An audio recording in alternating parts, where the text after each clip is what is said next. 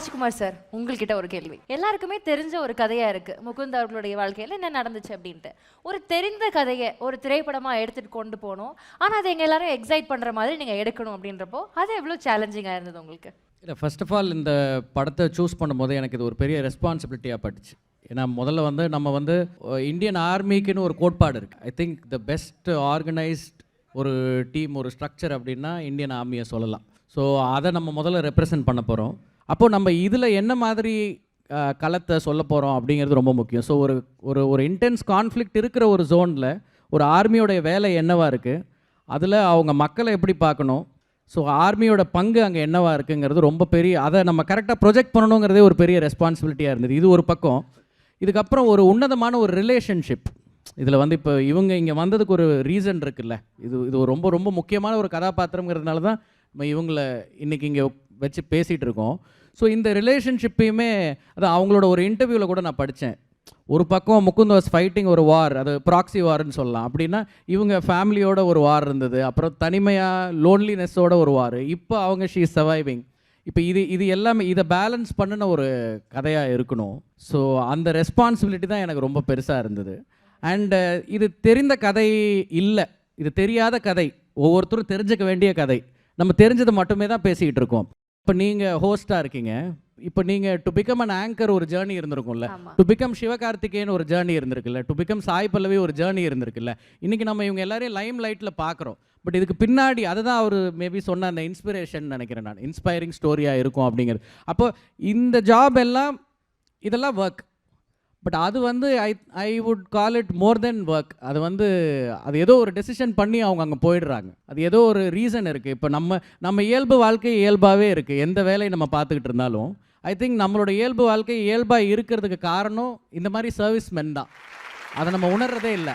Road போட்டவங்களும் நம்ம யோசிச்சு பார்க்க மாட்டோம், டெய்லி கார் ஓட்டுவோம், பைக் ஓட்டுவோம் இல்லையா. அந்த மாதிரி அதை விட ரொம்ப முக்கியமாக டிஃபென்ஸில் நம்மளோட செக்யூரிட்டியோட, நேஷ்னல் செக்யூரிட்டியோட ஒரு டெய்லி லைஃப், நம்மெல்லாம் இங்கே நார்மல் லைஃப்பை இயல்பாக வாழ்ந்துக்கிட்டு இருக்கிறதுக்கு தன்னோட குடும்பத்தை, குழந்தைய, மனைவியை, அப்பா அம்மாவை விட்டுட்டு அடுத்த நிமிஷம் உயிர் இருக்குமா இல்லையா, அதை பற்றி பயப்படலாமா வேணாமான்லாம் யோசிக்காமல் அவங்க தொடர்ந்து அவங்களோட சர்வீஸை எந்தவித பலனும் எதிர்பார்க்காமல் பண்ணிக்கிட்டே இருக்காங்க.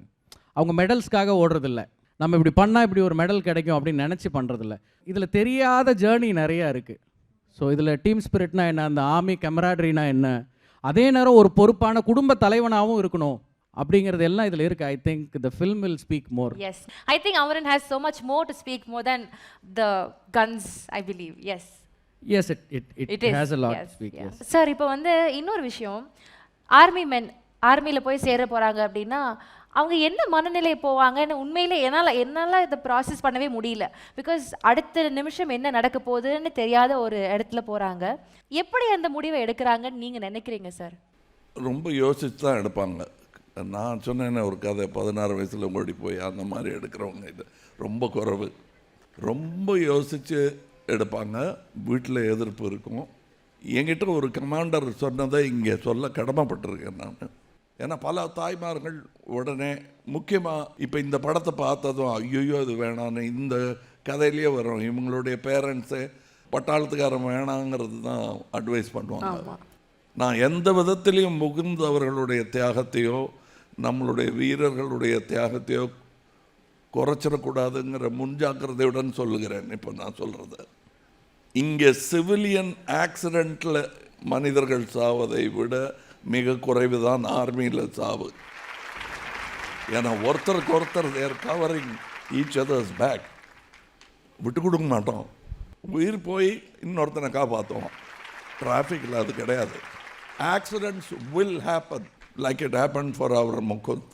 But army is a safe place, it's a dignified place, it's a noble place. Absolutely. வாழ்க்கை மேலே வெறுப்பு இல்லாமல் நாட்டின் மேல் பற்று இருந்தால் ஆர்மியை விட பெட்டர் பிளேஸ் இருக்கவே முடியாது. The services. Very very well sir. Sir, இதை இங்கே சொல்வது ஏதோ இந்த சினிமா ஓடணுங்கிறதுக்காக நான் சொல்ல. சினிமா ஓடும், அடுத்த சினிமா வரும். But the army and people like Mukund will live on. S.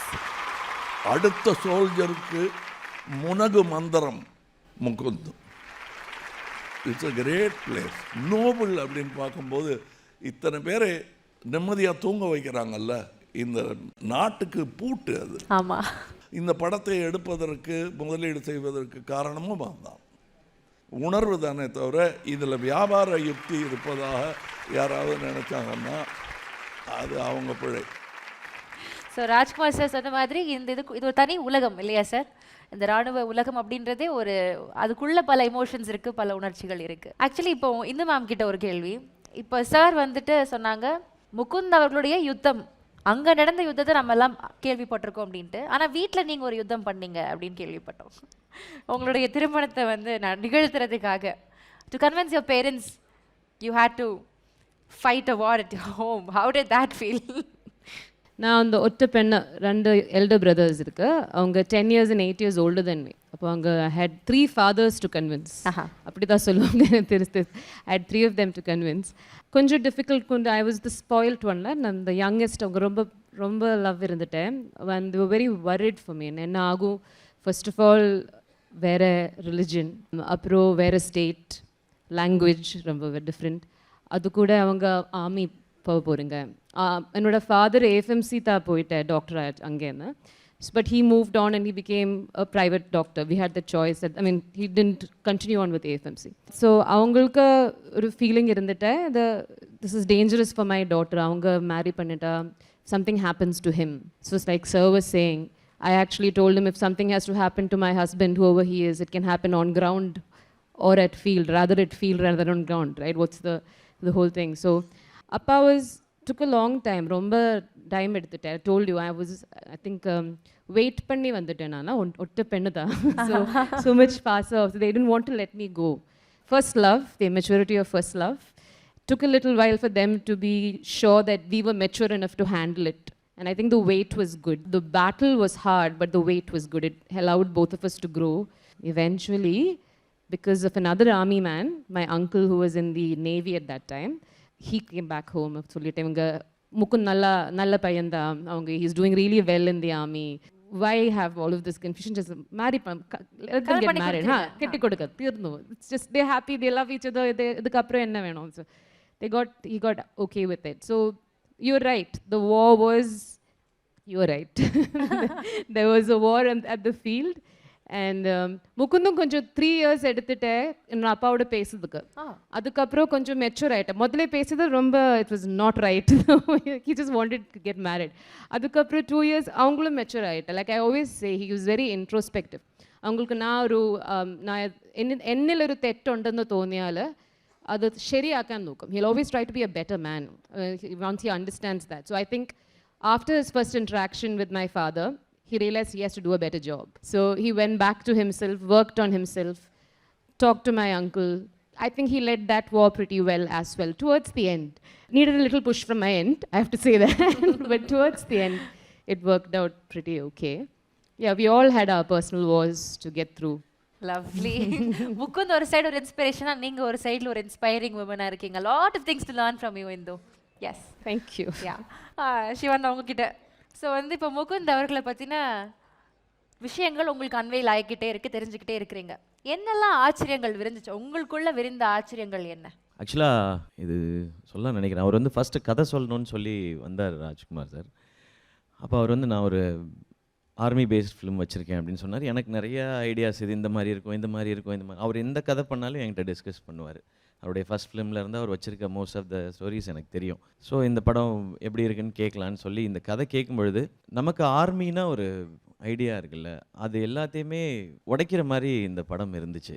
அது வந்து எதுவும் அது எங்கேயோ நடக்குது, யாருக்கோ நடக்குது, என்னமோ நடக்குது, இது எல்லாத்தையுமே உடைச்சி சார் சொன்ன அதுதான். இங்கே நம்ம எல்லோரும் சந்தோஷமாக இருக்கிறதுக்கு அவங்க என்ன எக்ஸ்ட்ரீமுக்கு போகணும் அப்படிங்கிறது தான் இந்த படம் கதை கேட்டு முடிக்கும்போது இருந்தது. அவர் சொன்ன ஒவ்வொன்றுமே வந்து அவங்க எடுக்கிற டெசிஷன்ஸ், அவங்க டீமாக எப்படி இருக்காங்க, அவங்களுடைய லைஃப் என்ன, இங்கே ஃபேமிலி எப்படி மேனேஜ் பண்ணணும், அது ரொம்ப கஷ்டம். அதுவும் அந்த காலகட்டத்தில் இன்றைக்கி டெக்னாலஜி இன்னும் பெட்டராக இருக்குது. இது வந்து இன்னும் ஒரு 10-15 years முன்னாடின்னும்போது அப்போ இன்னும் சிரமம் தான் அது. அப்போ இது எல்லாத்தையும் எப்படி பேலன்ஸ் பண்ணி ஒருத்தர் இருந்திருக்காங்க. இது வந்து எங்கேயோ யாருக்கோ நடக்கிற கதை இல்லை. நம்ம ஆள் ஒருத்தர், நம்ம ஃபேமிலியிலேருந்து ஒருத்தர், அவருக்கு அவங்க ஃபேமிலி. நீங்கள் சொன்னது கரெக்ட், அவங்களும் ரொம்ப இன்ஸ்பைரிங்கான ஒரு பர்சனாலிட்டி. இதுவும் கதையில் இருந்தது. ஒருத்தருக்கு ஒருத்தர் எப்படி சப்போர்ட் பண்ணணும் ஒரு வேலையில் அப்படின்றதெல்லாம். ஏன்னா இன்றைக்கி வந்து நம்ம எல்லோரும் ரொம்ப கம்ஃபர்டபுளான ஒரு இடத்துல இருக்கோம். இப்படி இருக்கும் பொழுதே வீட்டுக்குள்ளே வந்து நிறையா சண்டை போட்டுக்கிறோம் ஈஸியாக. பட் இவ்வளோ டஃப்பான ஒரு ஜாபில் இருக்கவர் வந்து கரெக்டாக அண்டர்ஸ்டாண்ட் பண்ணி அவரும் வந்து அவ்வளோ தூரத்தில் இருந்தாலும் இவங்களுக்கான அட்டென்ஷனை கொடுத்துன்றது, இந்த மாதிரி நிறையா இன்ஸ்பிரேஷன் இந்த கதைக்குள்ளே இருக்குது. எனக்கு நான் இந்த படம் தீபாவளிக்கு வருதுன்னு சொல்லும்பொழுது நான் யோசிச்சது அதுதான். இந்த படம் பார்க்கும்பொழுது ஆடியன்ஸ் வந்து ஒன்றே ஒன்று மட்டும் மைண்டில் வச்சுக்கிட்டா போதும். இன்றைக்கி நம்ம தீபாவளியை சந்தோஷமாக கொண்டாடிட்டு இருக்கிறதுக்கு எங்கேயோ யாரோ உயிரை விட்டுட்டு தான் இருக்கிறாங்க பார்டரில் அப்படின்றது மட்டும்தான். அதை இந்த படம் ரொம்ப தெளிவாக உணர்த்தும். இது வந்து வெறும் சண்டை, ஒரு 2 பேர் சண்டை போட்டுக்கிட்டாங்க, ஒருத்தர் இன்னொருத்தரை கொன்னாங்க, அது இல்லவே இல்லை. அது ஒவ்வொரு மனிதனுடைய உணர்வு, இவங்க 2 பேருடைய வாழ்க்கை, இவங்களை சுற்றி இருக்க கேரக்டர்ஸோட வாழ்க்கை, இது அத்தனையும் இது நடந்த உண்மையை அப்படியே சொல்கிறோம் அப்படின்றது மட்டும்தான். இது எல்லாமே இந்த கதையில் நான் கேட்டேன். எனக்கு அவர் கதை சொல்லி முடித்தோன்னே நான் உடனே ஓகே சொல்லலை. நான் நாளைக்கு சொல்லவா அப்படின்னு சொல்லி கேட்டேன் நான். ஏன்னா நான் எப்பவுமே ஒரு கதை கேட்ட உடனே நான் டெசிஷன் எடுக்க மாட்டேன். எஸ் நோ ரெண்டுமே உடனே சொல்லவே மாட்டேன் நான்.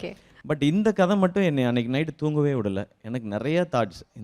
இவர் எப்படி, இந்த ஃபேமிலி இப்போ எப்படி இருக்காங்க, நம்ம ஃபேமிலி எப்படி இருந்தோன்னு சொல்லி என்னை ரொம்ப டிஸ்டர்ப் பண்ணிடுச்சு இந்த கதை. நான் அவர்கிட்ட நெக்ஸ்ட் டேவே கூப்பிட்டு நான் இந்த படம் எப்படியாவது பண்ணணும் அப்படின்னு நான் சொல்லிட்டேன் நான். அதுதான் இந்த கதை ஏற்படுத்திய தாக்கம். ஸோ அமரன் வந்து ஒரு இராணுவ வீரனின் வாழ்க்கையை பதிவு பண்ணுற படம், போரை பதிவு பண்ணுற படம் இல்லை. வாழ்க்கை, அவருடைய அனைத்தையும் பதிவு பண்ணுற படமாக இது.